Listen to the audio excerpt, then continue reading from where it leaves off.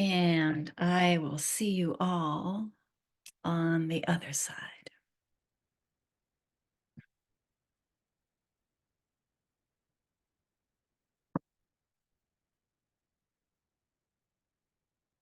Good evening, beloved children. This is your group Souls Arena. We are so delighted to be in, with, among, and as all of you, you beautiful, blooming, radiant souls, blooming with possibility, blooming with healing, blooming with integrity, blooming with forgiveness, blooming with the joy of discovery in so many ways, as we sit with, in, as, and among you, we feel as though we are in a dazzling garden, and you are all so beautiful, so very beautiful. And it is in the spirit of a garden that we have somebody who has been informing this channel all day long that she would like to come in and have loving counsel with all of you. And so we are going to step aside so that this beautiful maiden, this one called Bridget, may come forward. Please give your love and your heart and your willingness as you listen to dear Bridget.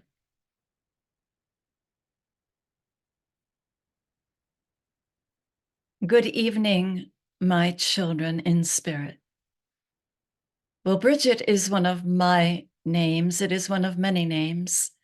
I have been called Bridget, Queen of Fairies, but there are many names given to this consciousness that I represent, a collective knowing that nature is very much alive, very much a sentient being, very much a collective and a collaborator and creative, and working in and as and toward a kind of beautiful fusion of all the elements, not only of this planet, but of all the planets, not only of this universe, but of all universes. And so you may call me Bridget, Queen of Fairies, as long as you make your promise to me that you will not restrict yourselves to that name and that name alone. I wanted to come in, or should I say, we wanted to come in, for we are a collective, to talk to you about the seasons on your planet. For some of you, there is a memory of seasons being a certain way, a certain length, seasons having a certain feeling. And with what you call climate change, the seasons appear to be changing. It has become a little bit harder, more challenging for you as human beings, sometimes to get your bearings. What season is it? It's unseasonably warm for December, or it's unseasonably cool for April. These are the words that we will hear you say. We understand that it must be challenging because for many thousands of years, you have been in a rhythm with the seasons. You have trusted the arc of the rhythm of the seasons.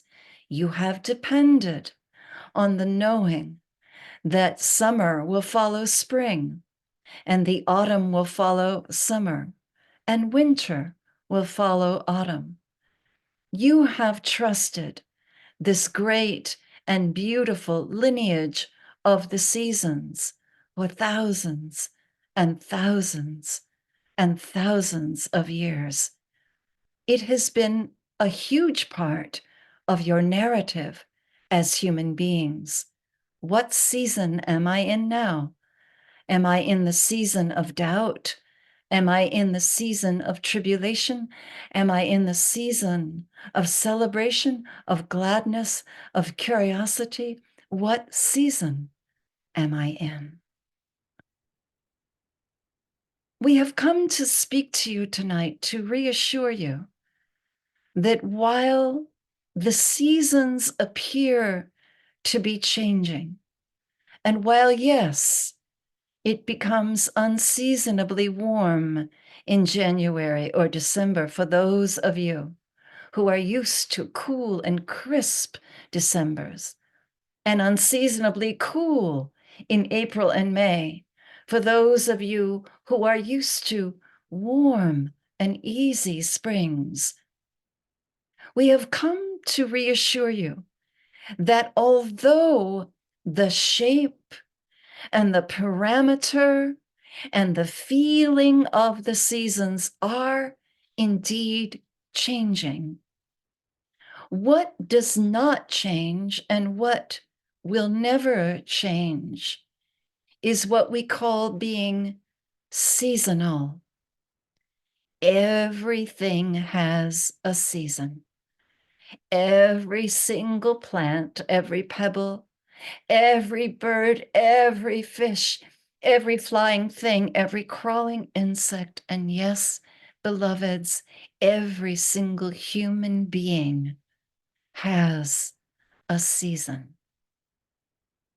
And the season that is your life is a season that is given to you over and over and over again. And so while it may feel to you that your climate is changing, we assure you that your seasonal development, your ability to develop season by season, age by age, in the soul topography that each of you possess, this never changes. Each of you has been alive for thousands, millions, billions of seasons already. And look at you now, blooming once again, finding your wild places once again, feeling the air upon your cheeks once again, giving birth and dying all at the same time once again. We also come to assure you that while the seasons on the planet, while the heat and while the cold factors are indeed changing, the determination of life upon your planet, of the flower kingdom, the plant kingdom, the insect kingdom, of all the many kingdoms and queendoms, every single genus and species and phylum and class and order upon your beautiful, beautiful planet. That there is that constant overriding desire for grow, we must. Evolve, we must. Grow, we must, says the moss on every single boulder. Evolve, we must, says the robin. Grow, we must, says every dolphin. Evolve, we must, says every monarch butterfly. Everything is growing and everything is changing, and you, my dears, are no exception. Once upon a time in your consciousness, it was important to create stories about changelings, about little precious babies who would disappear and then come back and would be different somehow. And so there were stories invented about how, oh, the fairies must have come and taken that baby. And now they've returned that baby to us, but that baby is somehow not ours, somehow very different. Allow us to share with you the truth, the basis of those stories of what you humans called the changelings, or what you humans referred to as the fairy queen has taken our child, that sort of thing. What was really happening, my dear cousins in spirit, is that the humanoid children in their infancy, 50,000 years ago, 60,000 years ago, that when the humanoid babies were born, they were far more used to the fourth dimension than they were the third dimension. And so they often would simply remove themselves from the third dimension and move right back over to fourth dimension and stay there for a while until they could acclimate themselves, get a little bit more self-assured about coming into third dimension. When they would return to third dimension, it was as if, well, you might say, they had their mojo back. They remembered the history of what they were. They knew without a shadow of a doubt that they were light, always evolving, always changing, always growing light. And this is how it was in the very early years of humanoid development.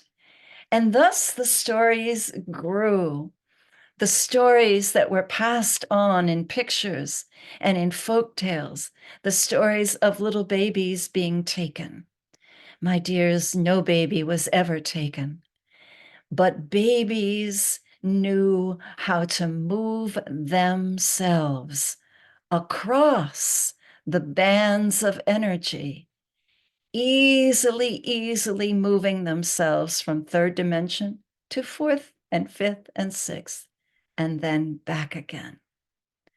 What is so exciting is that many of you, newborn babies that you are, many of you human beings, are now rediscovering this beautiful ability to move yourself across dimension and then return yourself back to third dimension, wiser, funnier, more compassionate, with more brilliant ideas streaming through you.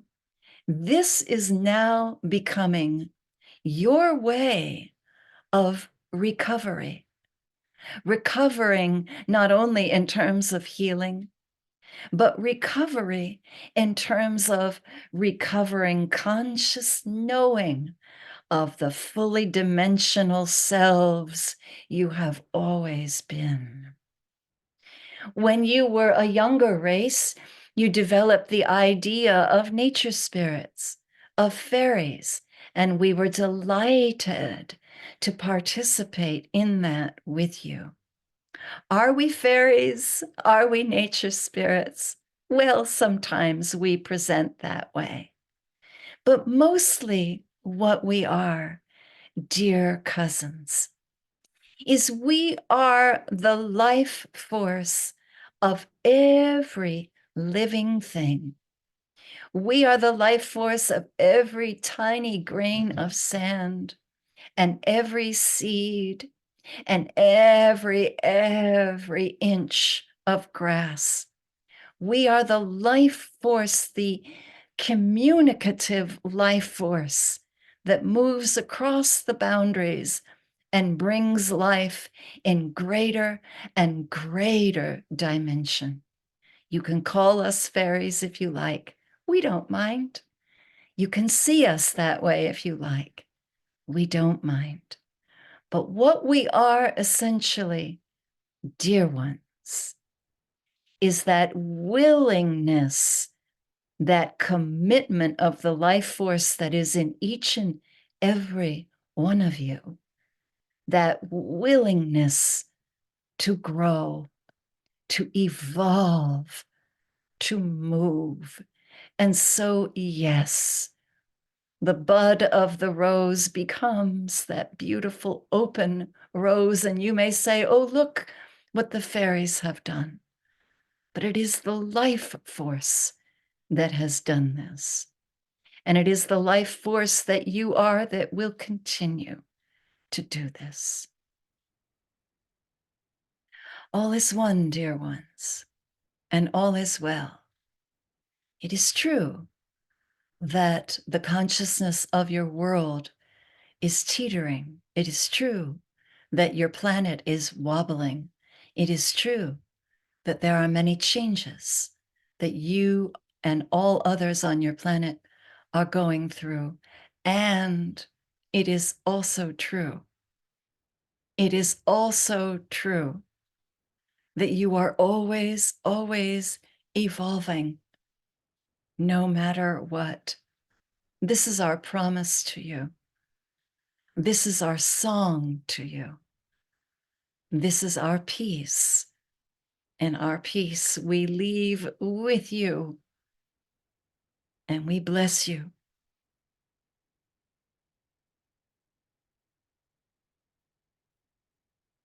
This is your group Souls Arena. And we wanted to thank the beautiful collective energies of Bridget, Queen of Fairies, for coming in and being so descriptive and so musical. We have another one who is standing by, patiently asking for audience. This dear one is familiar to so many of you. Here is your beloved Frances. Good evening, ladies, and I am so happy that there is a gentleman here. Finally, I've been waiting. Where are all the men? I have been asking, and finally we have a gentleman caller. Thank goodness. Welcome, Steve. My name is Frances. Some of you have called me Saint Francis. I wish you wouldn't. Just call me Frances or Frankie. That will do. Just a human being, as all of you are. Just somebody who really, really lived and felt the fullness of a multidimensional life while living in my physical body. And there's something I wanted to talk to all of you about, a practice that I don't think is read about in any of your books when you read about me, because I don't believe it was ever recorded. And the reason it was never recorded is because those lofty church fathers and mothers probably would have been ashamed if it had been. So it never got written down, but I wanted to share with you a delightful practice that we used to celebrate. Perhaps you have heard of the spiritual practice of emptying out. It is said that the master teacher Jesus emptied himself while he was dying. In that beautiful act of forgiveness, he let everything go and he just allowed for forgiveness to be the fulcrum upon which his soul moved. He let everything else go. He emptied himself. And there is a great deal of talk today about emptying ourselves, cleaning our spaces, minimalizing. That's a fun word. Although when you live in nature, nothing is ever minimal. I have to tell you, nature is not a minimalist. No, she is not. Nature is not a minimalist. Nature likes everything in abundance, but that's another story. I want to tell you about the practice that we used to do. And so I would gather us all and I would ask us all, how do you feel about a different kind of confession? And oh, everybody's eyes would open wide. What do you mean, Francis? A different kind of confession? Isn't there only one way to confess, to empty ourselves? And I would say, well, dear ones, there are many ways to empty ourselves.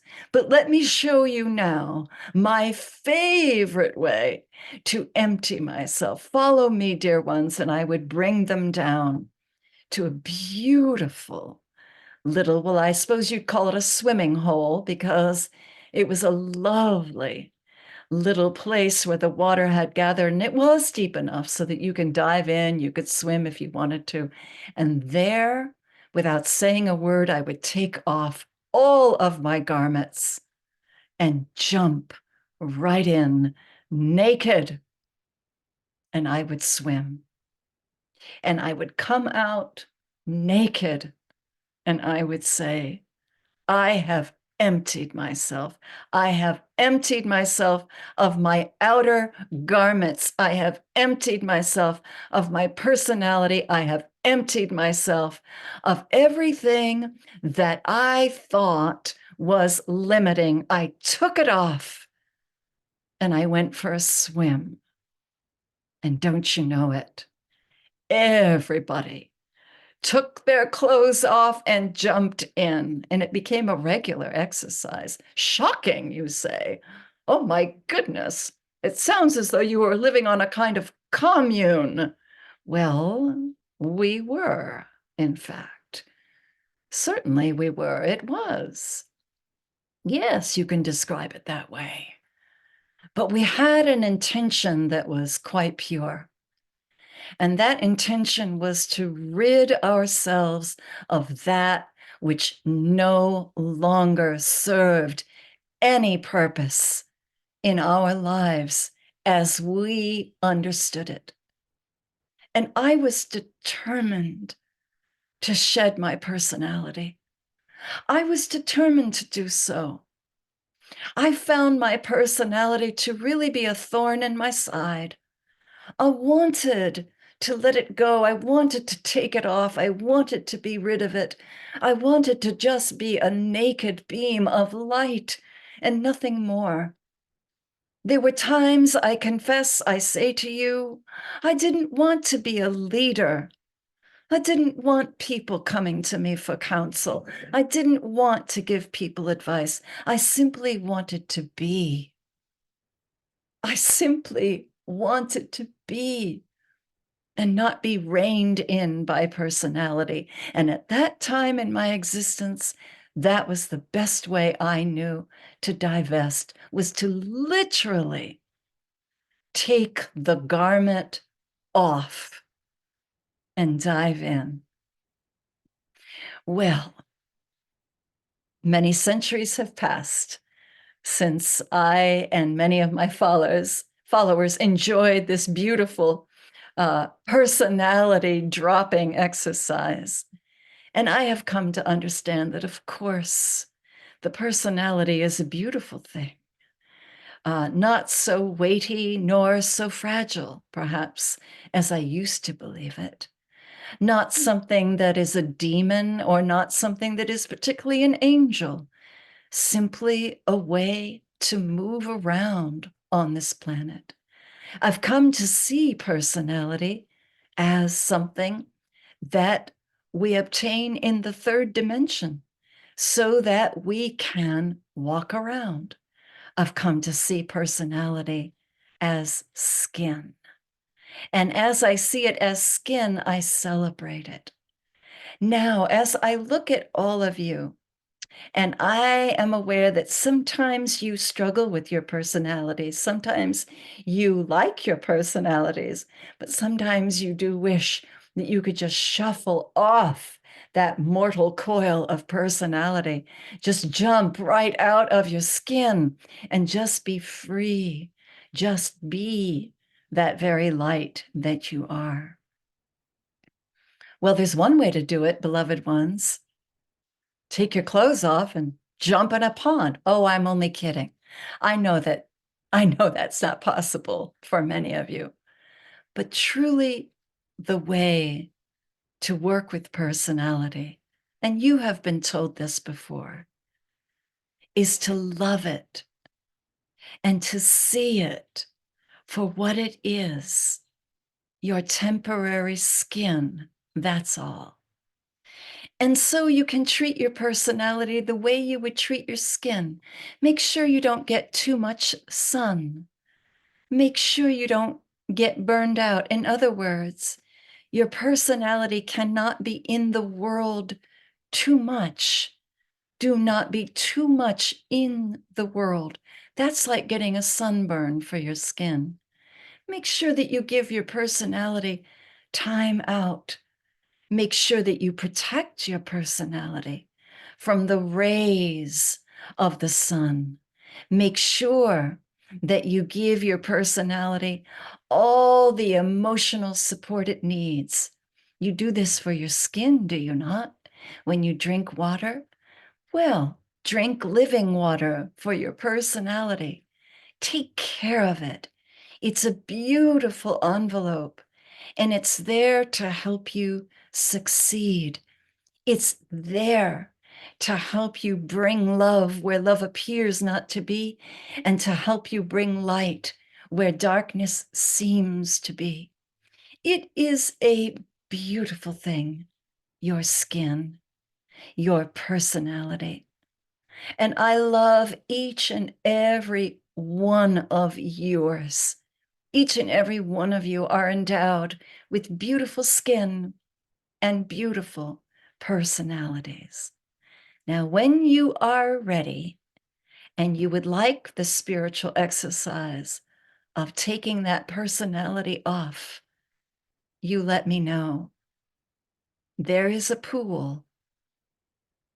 I will meet you there. Blessings.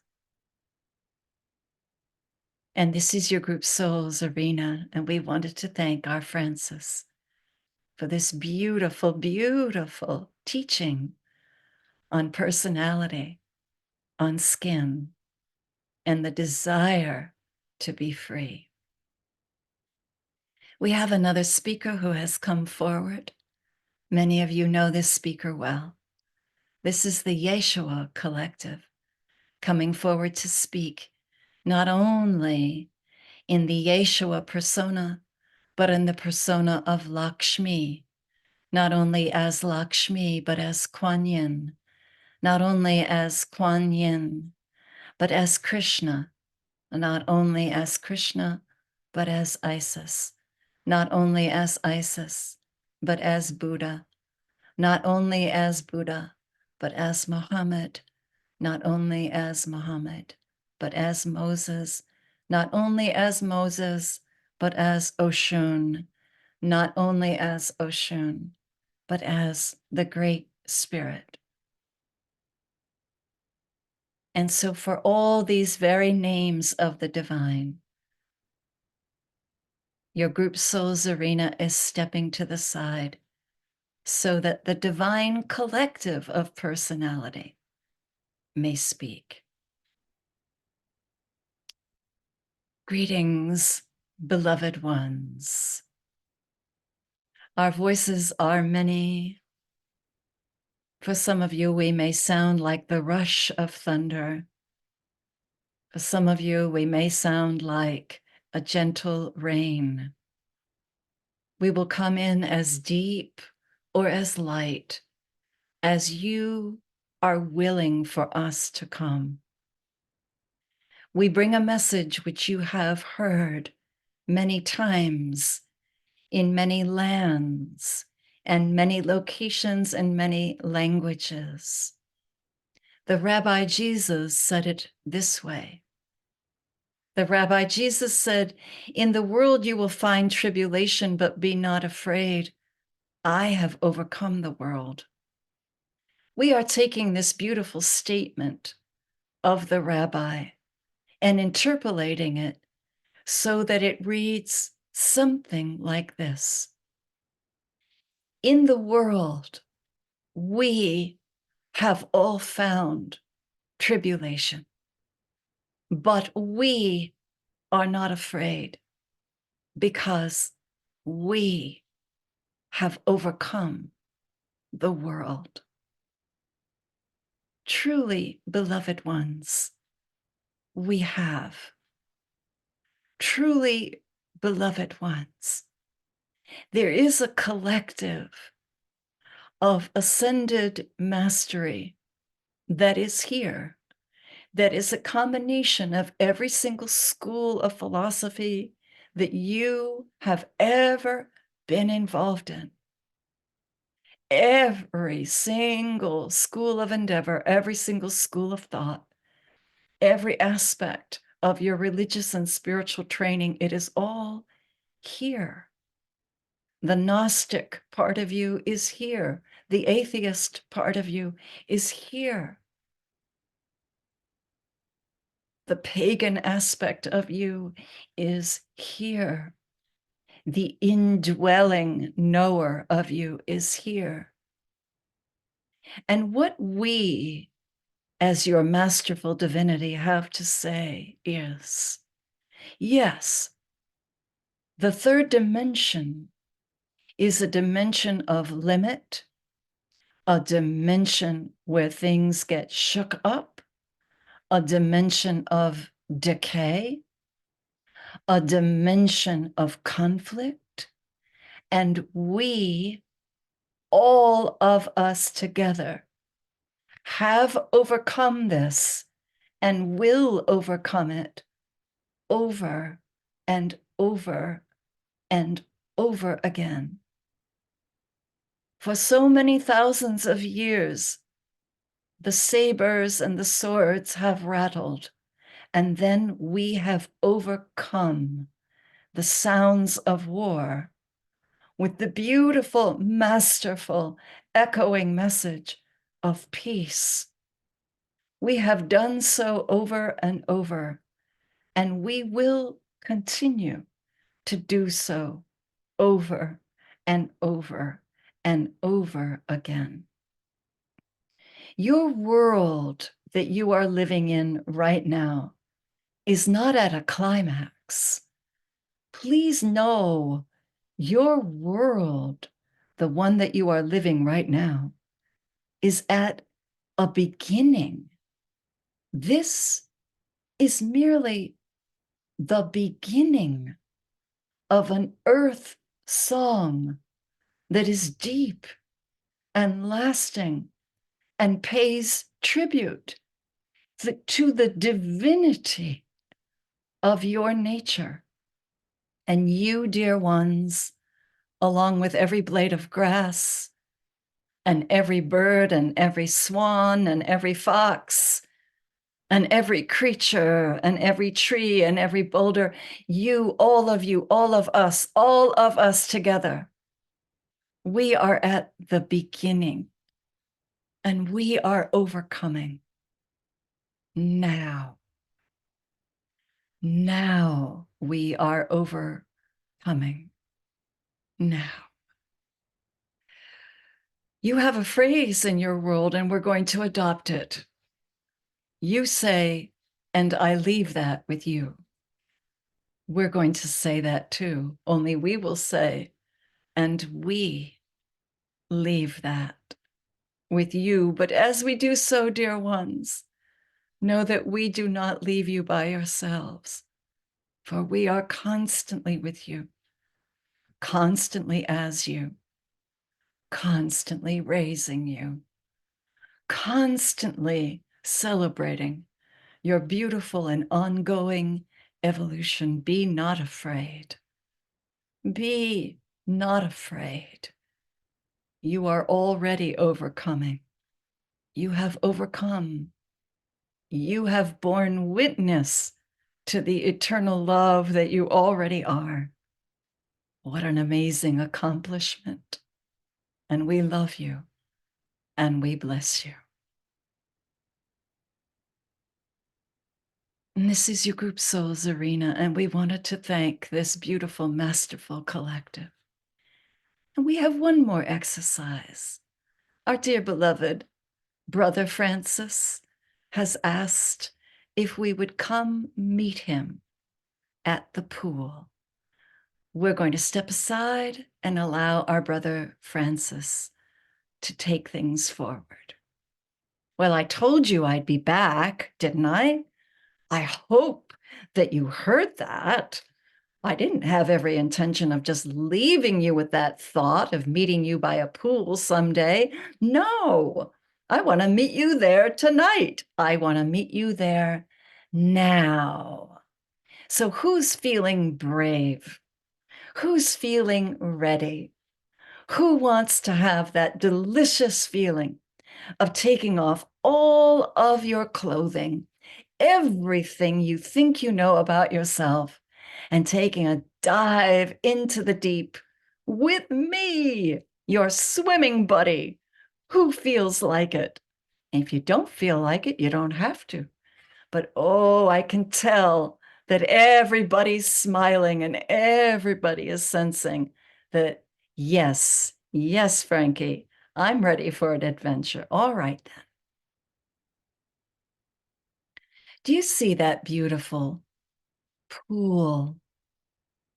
For some of you, it's deep in the woods. It's a deep, spring-fed pool. For some of you, it's an actual swimming pool. For some of you, it might be a lake, but some of you, it might be an ocean. It's a pool of your own making. Personally, I go into the woods and I find my pool that is fed by a beautiful spring.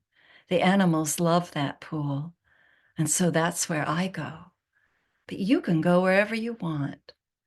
But wherever you go, know that we are doing this together.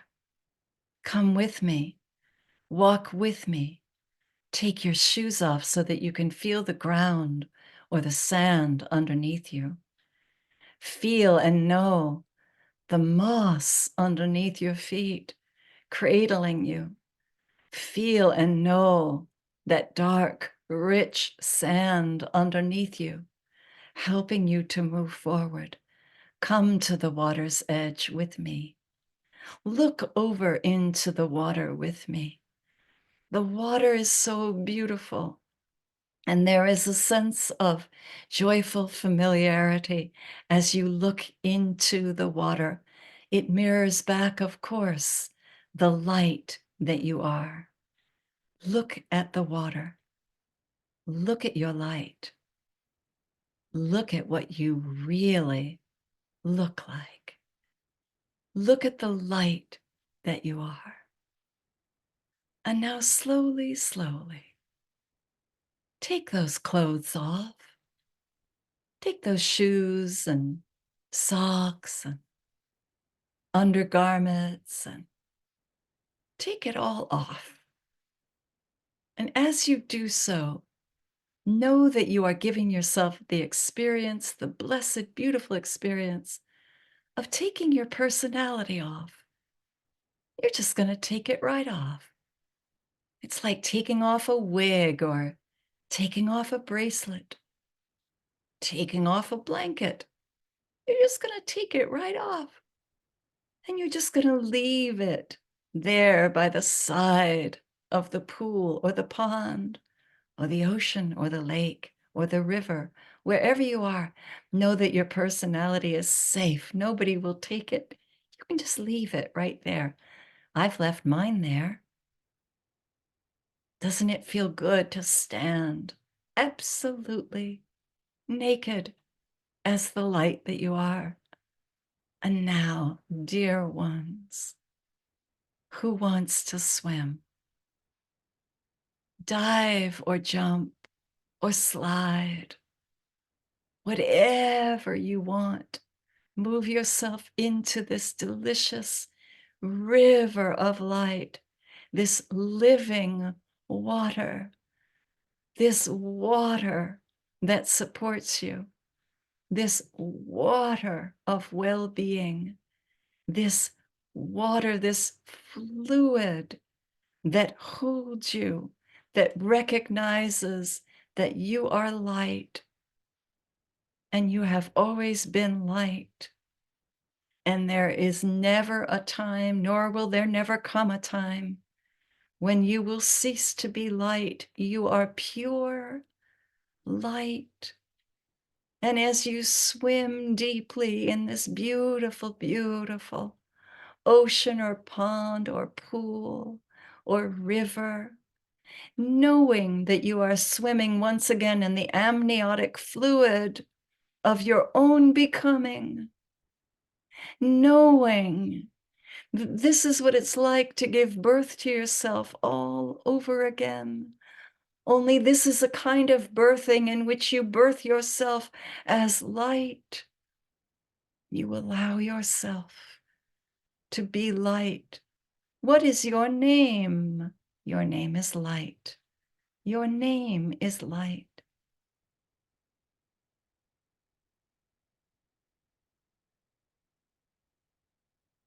Precious ones, enjoy these moments. Float. Allow yourself to be.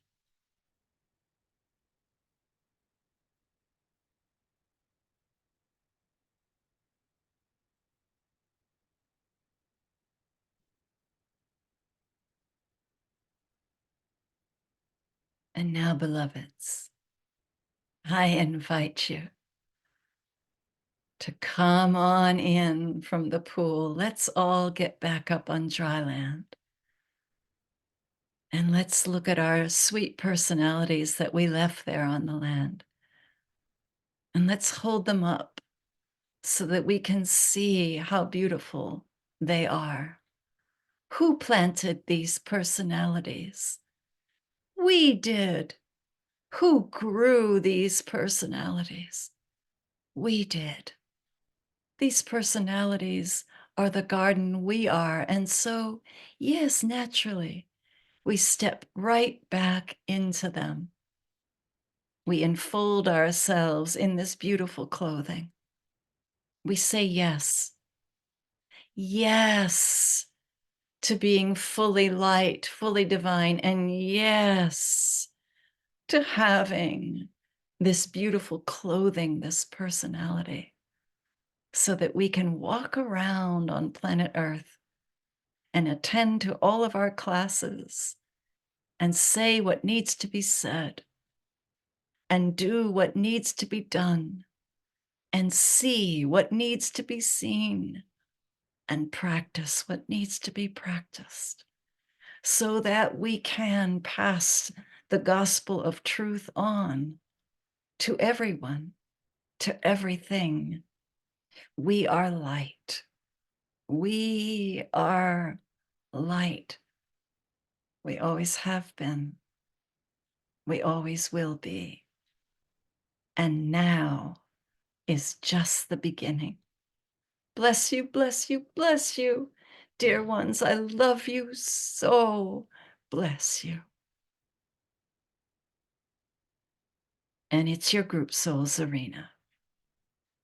We wanted to thank our dear Francis for leading us in that beautiful meditation. We now invite ourselves. We invite each and every one of you. And there are energies here that are not in their human bodies, but dear friends and dear relatives and dear ones who have left their human bodies and have moved on to fourth dimensional plane. We don't want to forget all of our friends here, but we invite all of us here now to move our focus, those of us who have bodies, to come back to our physical bodies. Those of us who do not have bodies, to simply come back to our intentional focus. And those of us who have bodies, we will remember that we have feet, and we will feel our feet and our toes. We will feel our knees, and we will feel our hands. We will feel the hairs upon our heads.